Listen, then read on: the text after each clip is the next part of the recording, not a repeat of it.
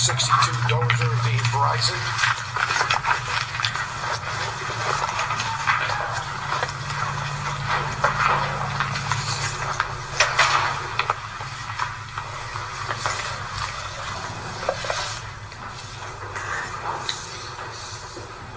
You may proceed.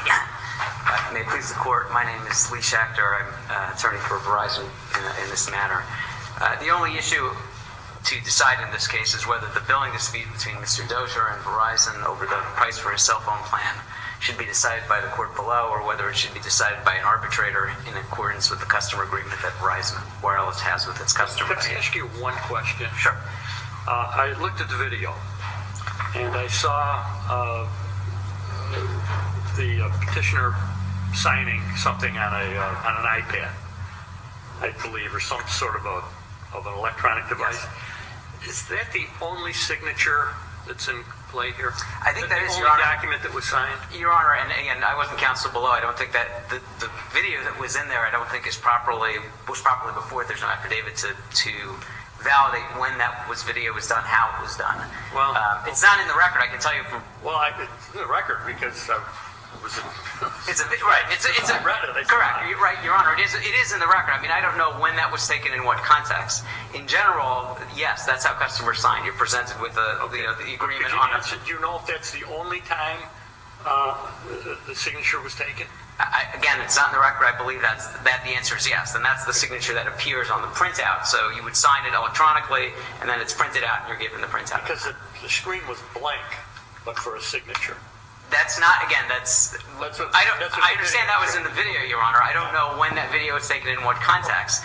I can tell you, again, this is not in the record, but from my general experience, that normally there would be writing on that, on the screen, and including the language that says I'm agreeing to the customer agreement, including specifically that resolving disputes by arbitration would be what's on the screen, and then you'd sign. Again, that's not in the record. What's in the record in terms of the video, there's no affidavit to indicate when that was taken, how that was taken. It's just, it's a video of a screen. I think, Your Honor, the issue here is that we have a document, and it's in the record at page 43, which is the receipt, and I don't think Mr. Dozier denies that that's his signature on that receipt, where he agrees to the customer agreement. I think what his claim is, and again, I understand it's a pro se case, I'm trying to formulate what the claim would be, but I think the claim is that essentially he was fraudulently induced, for lack of a better term, into signing that he was told by a representative in the store that his plan would be, a certain amount, I think it was $152 a month, and then Verizon put on the contract that it was going to be a certain higher number. And so his claim is essentially he was fraudulently induced into signing what was on the receipt. And the Supreme Court in Buckeye check cashing and the Court of Appeals in Ray Weinrod and other cases has set out that when you have a contract with an arbitration clause and a claim that a person was fraudulently induced to enter into that contract, that unless the challenges to the arbitration clause specifically, somebody saying, well, I was told I wouldn't have to arbitrate, and now, so that clause is fraudulently induced. But where the claim is, this whole contract is fraudulent, because I was told X, Y, and Z, and you put, A, B, C in the contract, that claim has to be decided by the arbitrator. And while that sounds somewhat counterintuitive, the logic behind it is that the arbitration clause itself is viewed as severable, so it's viewed sort of as its own contract. And so unless there's a challenge to the arbitration clause per se, the challenge to the entire contract has to be decided by an arbitrator. But if there's a question as to whether the agreement is valid in the first place, doesn't that have to be decided before arbitration? So I think, Your Honor, the answer is no. I mean, if there is an agreement, even if the claim is that the agreement is invalid, it was fraudulently induced, etc., that actually the arbitrator decides that, gets to decide that. Wait a second, what did you just say? Did you say that if there's an invalid agreement? I'm sorry. So if you have an agreement, and the person who signed the agreement claims this agreement is invalid, it's illegal, it's fraudulently induced, etc. If the claim is not specific to the arbitration clause, the claim is that the agreement in general is invalid, that decision is for the arbitrator, and that's the Supreme Court held that in Buckeye check cashing specifically. And again, I know it sounds a little counterintuitive, but the logic is that the court's role is limited to the validity of the arbitration clause alone, correct? Correct. That if there's no challenge to the arbitration clause per se. But here, and I'm sorry to interrupt you, but just so I can follow up on Justice Paradato's question.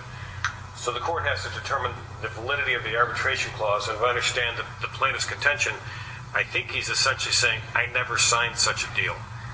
I don't want to speak for him, but my understanding from reading the affidavits below is he's not saying he didn't sign it. What he's saying is, I signed this thing, but I was told I was going to be signing something else. See, I understood it was I signed something that did not have, I signed a blank screen that did not have an arbitration agreement as part of it. I don't think, Your Honor, I think if you look at the affidavits that were submitted below, what he says is he signed something that was writing on it was too small to see, and so he signed it. He didn't know what he was signing, and Shouldn't we know, as a question of fact, first whether or not he signed something that had an arbitration clause in it? Shouldn't we just have the court below decide that first? Your Honor, I think if you were to find that there's not enough evidence, I guess you would have to remand it for further fact finding. I would suggest that on the record here, it's clear that what the claim is that I signed it, but I didn't know what I was signing, and I was fraudulently induced to signing it. And that, again, from what the Supreme Court has said, is that claim goes to the arbitrator, and the arbitrator has to decide whether there was a fraudulent inducement or some other claim that it was that the contract is illegal. And that's I think, again, that's what the court said in Buckeye check cashing. So unless there's any further questions, I would rest on the paper. Sir? Morning. Morning, Your Honor. My name is Eula, Dozier. I have 7 points, and I have this response to Verizon's argument. And I'd like to go through those points, and if you got any questions, I can answer them after that if I could.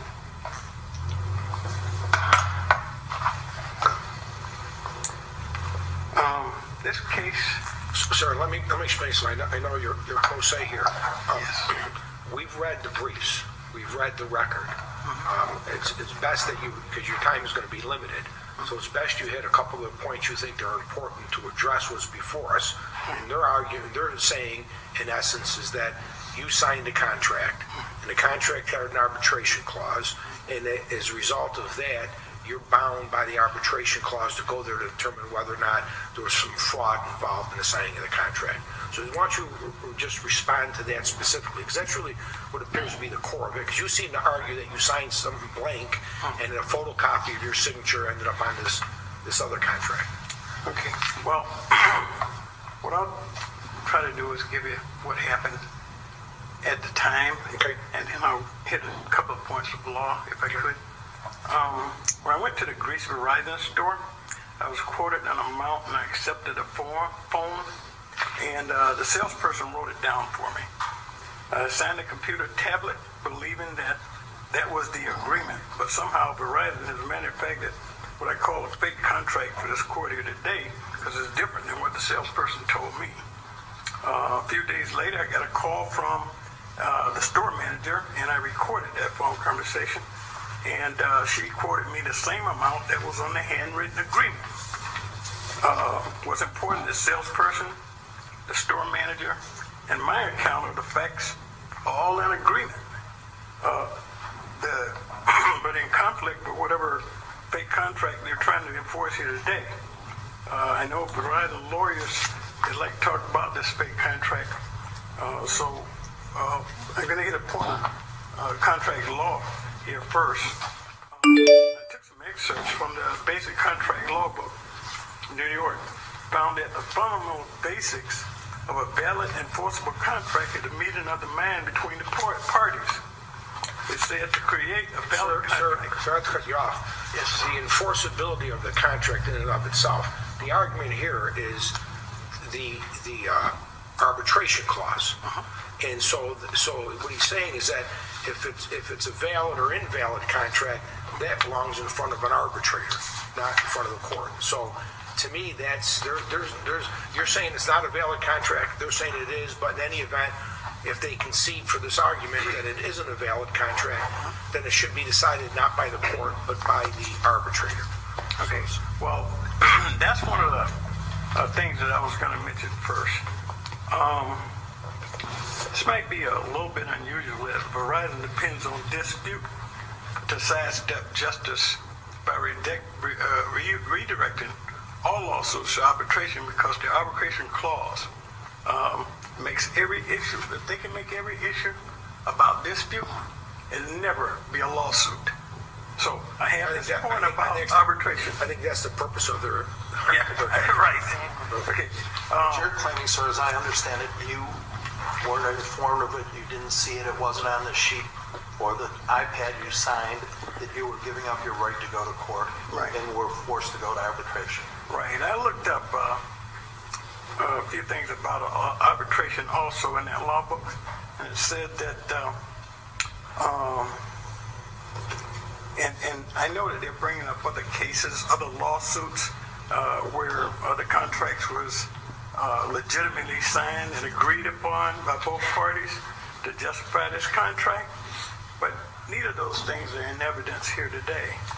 They want to jump straight to arbitration without alleging that a meeting of the minds took place or even that they had a real assent concerning the amount listed on their contract. Contract book said a party cannot be required to submit a dispute to arbitration if it has not agreed to do so. And that's your position, you don't believe you've ever agreed to arbitrate. Did not. If we agree with you, it goes back to the judge to make a determination whether you actually did or did not. You might end up in arbitration anyways, do you understand that? Well, I understand whatever the judges, and I respect judges say, but this is another point. The book said, precisely stated, I quote, "A court may not compel arbitration until it has resolved the question of the very existence of an agreement. The New York State law is that of a gatekeeper limited to decide threshold questions. The first one being, did the parties make a valid agreement to arbitrate? In the absence of evidence showing that the parties intended to have an arbitrator resolve the issue of arbitrability, there is no basis to resolve doubts in favor of arbitration. Given these facts, clearly the law makes it inappropriate to allow arbitration in this case." Now, there's something else here. It says a contract must be reasonable. Your Honors, I submit that it is not reasonable to believe that I would consider an offer, had the intellect to ask a salesperson to write it down and agree to that offer, and then for the Appellate lawyer here, who wasn't there, to claim that at that same instance, I additionally agreed to some higher amount on their fake contract when I signed that tablet. These things can't be true at the exact same time. Okay. But the problem is we're getting into the merits. The merits aren't before us. It's the legality of the document. So we're going to look at that. Okay. They wrote it down for me. We have that in the record too. Okay. Thank you, sir. All right. I can't. Okay. Thank you. Thank you. 1464 to 1470, Person Properties, the County of Monroe, IDA.